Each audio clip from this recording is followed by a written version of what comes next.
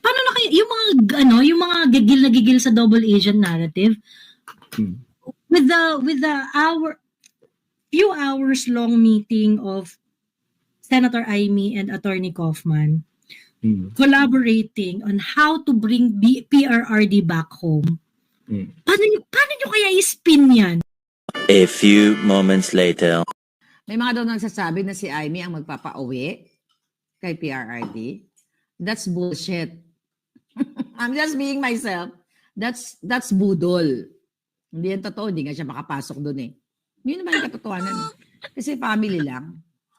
Pero ang nakikita ko dun sa ako hindi ako nang dito yun yung kailangan nyo malaman.